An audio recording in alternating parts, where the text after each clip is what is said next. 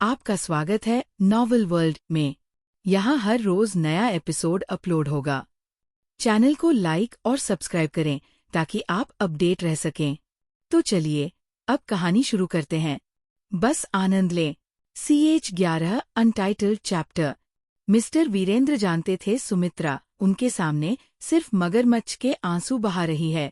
फिर भी नेहा कपूर खानदान का ही खून था, इसीलिए उन्होंने सुमित्रा और नेहा को घर में रहने की इजाजत तो दे पर कभी सुमित्रा को अपनी घर की बहू के रूप में स्वीकार नहीं किया। कपूर हाउस में आने के बाद सब लोग नेहा को एक नाजायज औलाद की तरह देखते थे और परिवार में कोई उसकी परवाह नहीं करता था। सब सिर्फ माही को ही एक राजकुमारी की तरह ट्रीट करते थे और उससे प्यार करते थे। मिस्टर वीरेंद्र कपूर अपनी पहली पोती माही से बहुत प्यार करते थे। माही कपूर खानदान की इस पीढ़ी की पहली बच्ची थी। वीरेंद्र माही को सुमित्रा और अशोक से प्रोटेक्ट भी करते थे। उन्हें पहले से ही शक हो गया था कि सुमित्रा माही को पसंद नहीं करती, लेकिन पिछले 6 से 7 सालों से उनकी तबीयत खराब रहने लगी।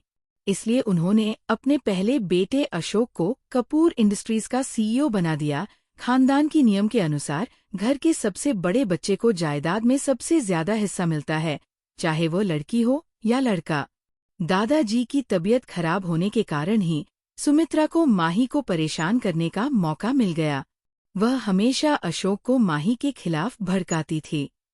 माही ने नेहा को हमेशा से अपनी छोटी बहन की तरह प्यार करती थी, पर नेहा ऐसा नहीं सोचती थी। नेहा को लगता माही उसे हमेशा ये जताना चाहती थी कि वह इस घर की जायज औलाद है और वह एक नाजायज औलाद। इसलिए अगर वह दुनिया में सबसे ज्यादा किसी से नफरत करती तो वह माही थी। सुमित्रा और नेहा ने मिलकर अशोक के मन में माही के खिलाफ बहुत कड़वाहट पैदा कर दी, इसलिए अशोक को भी माही से चिढ़ होने लगी। वह भी सुमित्रा और नेहा के साथ मिलकर माही की जिंदगी बर्बाद करने लगा। मिस्टर वीरेंद्र को तो पता ही नहीं था कि सुमित्रा, अशोक और नेहा उनकी लाडली पोती माही को कितना परेशान करते थे। माही भी उनको कुछ नहीं कहती थी क्योंकि उनकी तबीयत खराब रहती थी, पर कई बार दादाजी ने देख लिया था कि कैसे सुमित्रा माही के साथ बुरा व्यवहार करती थी।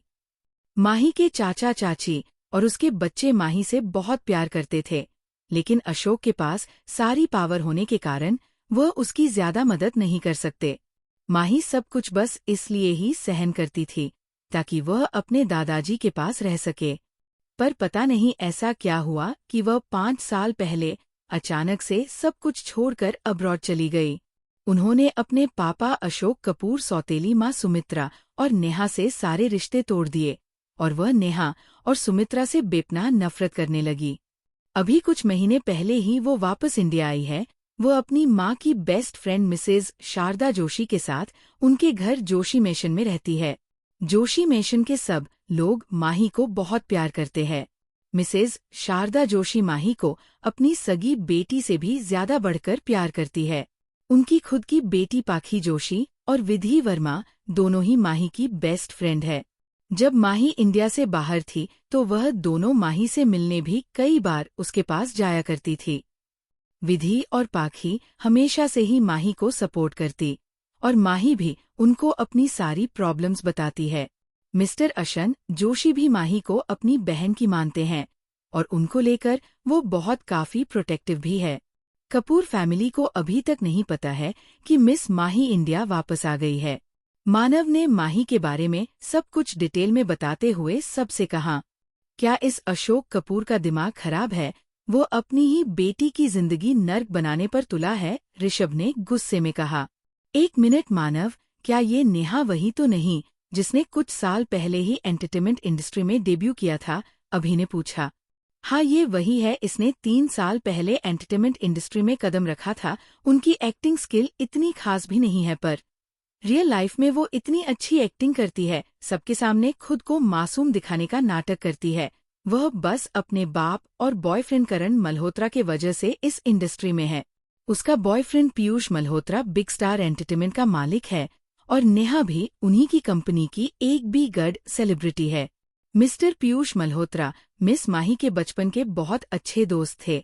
सब कुछ ठीक था माही और पीयूष की लाइफ में, पर नेहा के आने के बाद सब खराब हो गया। नेहा को पीयूष और माही की दोस्ती पसंद नहीं थी। नेहा पीयूष को बचपन से ही पसंद करती थी, क्योंकि पीयूष हैंडसम भी था और मल्होत्रा फैमिली का इकलौता वारिस था। वह पीयूष से ज्यादा उसके पैसे और पावर से प्यार करती थी। इसलिए जब नेहा छोटी थी तब से ही वह उनकी दोस्ती खराब करना चाहती थी। वह पीयूष के सामने खुद को मासूम और माही को बुरी दिखाती करण भी नेहा के नाटक में आ गया। और जब नेहा 18 साल की हुई तो वह दोनों रिलेशनशिप में आ गई। पीयूष भी अब माही से नफरत करने लगा था। पहले माही पीयूष के सामने खुद को सही साबित करने के लिए सफाई भी देती थी, पर अब वो ऐसा कुछ नहीं करती। उन्हें पीयूष से अब कोई मतलब ही नहीं रहा। ये तो अच्छा हुआ वह नेहा कपूर मेरी कंपनी में नहीं आई, वरना मैं तो उस जैसी गिरी हुई लड़की को धक्के मारकर अपनी कंपनी से निकाल देता, देव ने गुस्से में कहा। हाँ, सही कहा, और मुझे तो पहले से ही पता था इस पीयूष मल्होत्रा के दिमाग में गोबर ही भरा हुआ है, तभी तो वह उस नेहा को अपने साथ लेकर हर जगह घूमता रहता है। अभि ने कहा। तुम कभी मिले हो क्या पीयूष और नेहा से जो ये सब बोल रहे हो? ऋषभ ने अभि से पूछा। अभि, हाँ मिला तो हूँ। एक बार पीयूष मल्होत्रा मुझसे मल्होत्रा इंडस्ट्रीज को मेरी कंपनी के साथ कोलैबोरेट करने के लिए बात करने आया था, तो वह अपनी गर्लफ्रेंड नेहा को भी अपने साथ लाया। तुम सबको पता है वह अपने चेहरे पर दुनिया जहां का मेकअप पोतकर आई थी। जब पीयूष को एक कॉल आया तो वह थोड़ी देर के लिए हमारे प्राइवेट रूम से बाहर चला गया।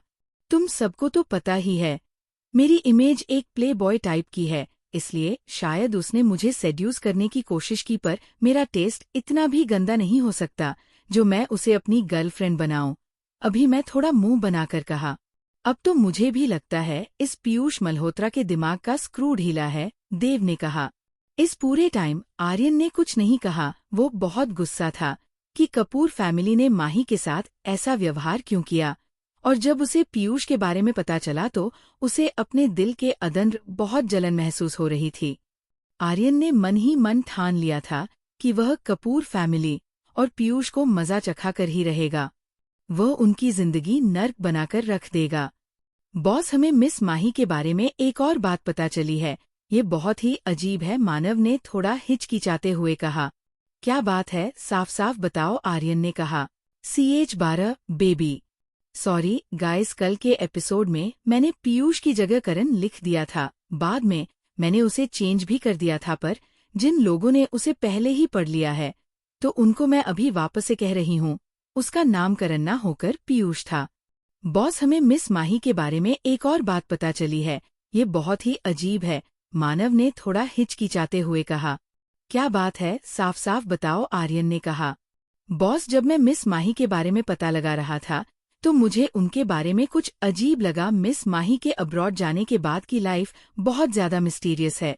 वह जो सबको बताना चाहती थी सिर्फ वही लोग जान सकते हैं, उसके अलावा हम चाहकर भी कुछ जान नहीं पाए।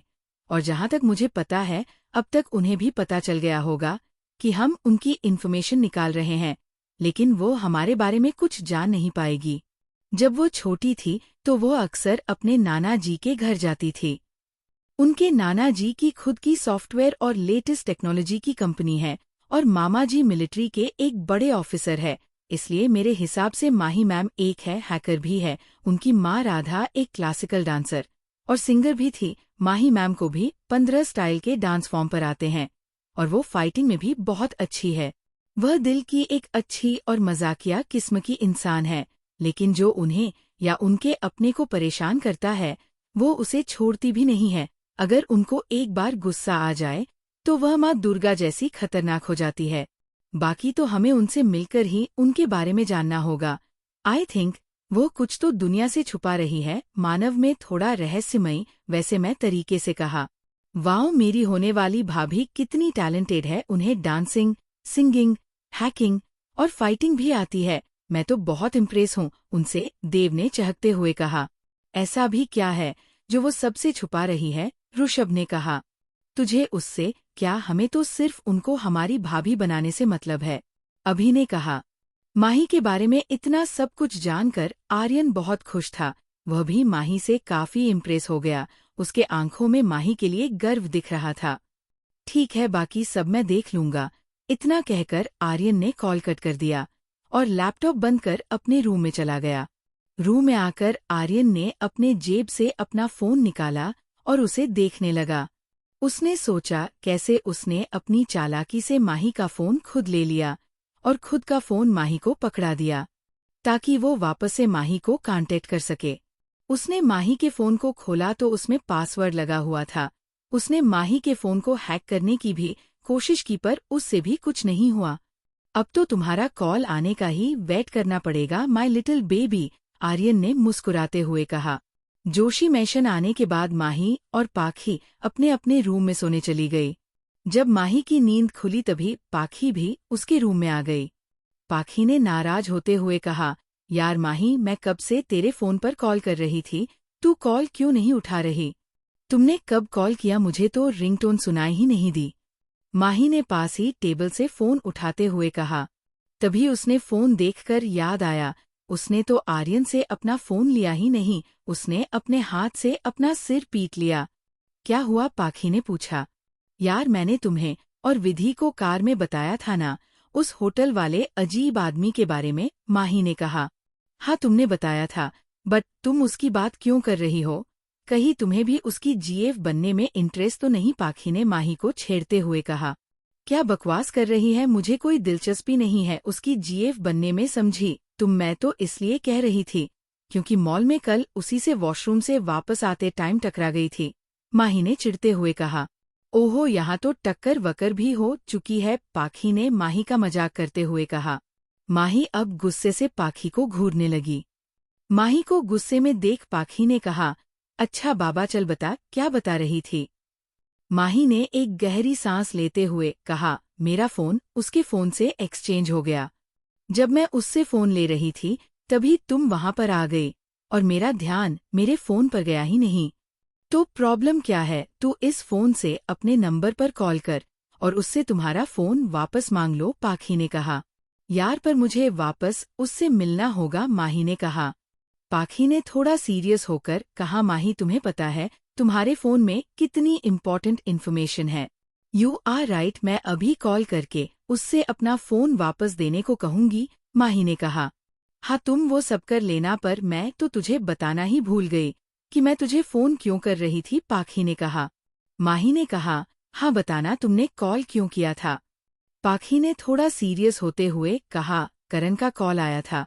उसने तुम्हें कई बार कॉल किया पर तुम उसका कॉल रिसीव नहीं कर रही थी, इसलिए उसने मुझे कॉल करके कहा कि कोई तुम्हारी इन्फॉर्मेशन निकलवा रहा है। वो कौन है ये तो अभी तक पता नहीं लगा पाया है।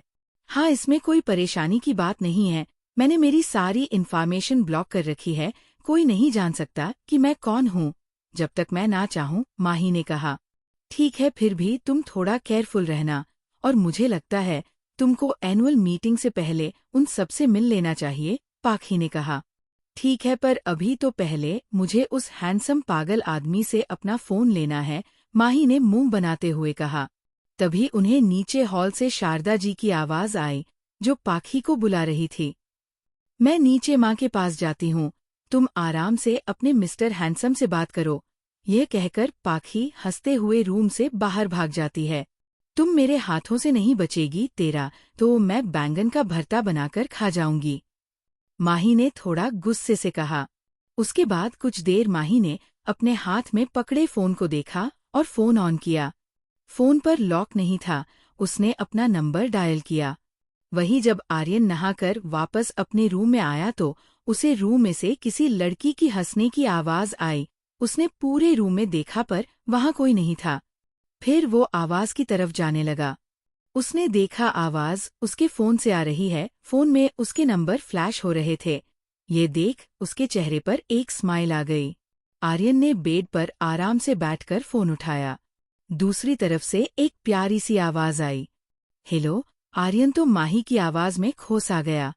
जब माही को दूसरी तरफ से कोई आवाज नहीं आई तो वो थोड़े गुस्से में बोली, आपके कानपुर में हड़ताल है क्या, या आप गूंगे हैं जो कुछ बोल नहीं रहे हैं? माही की बात सुन आर्यन अपने होश में आया और फोन पर कहा, हाँ चाय, मेरा फोन आपके पास है, क्या आप मुझे मेरा फोन आज ही वापस कर सकते हैं? माही ने कहा। आर्यन ने कुछ देर सोचा, उसके बाद उसके फेस पर स्माइल आ गई और उसने फोन पर कहा, नहीं आज मैं मुंबई से बाहर हूँ, कल मैं फोन रिटर्न कर दूंगा। आप बता दीजिए कहाँ पर देना है, मैं वहाँ आ जाऊंगा। आर्यन की बात सुन माही ने सोचा, ये इतना शरीफ कब से बन गया, लगता है मेरी धमकी से डर गया। ये सोच माही ने मन ही मन खुद को शाबाशी दी। उसने कहा, ठीक है आप कल दोपहर के 1 बजे मूनलाइट कैफे में आ जाना, मैं वहीं पर आपको भी आपका फोन दे दूंगी। ओके ठीक है bye, good night baby. Aryan ने ये कहकर फोन कट कर दिया। ये पागल इंसान, ये बेबी किसे बोल रहा है, मैं इसका मुंह तोड़ दूंगी, फिर कभी किसी बेबी नहीं बोलेगा।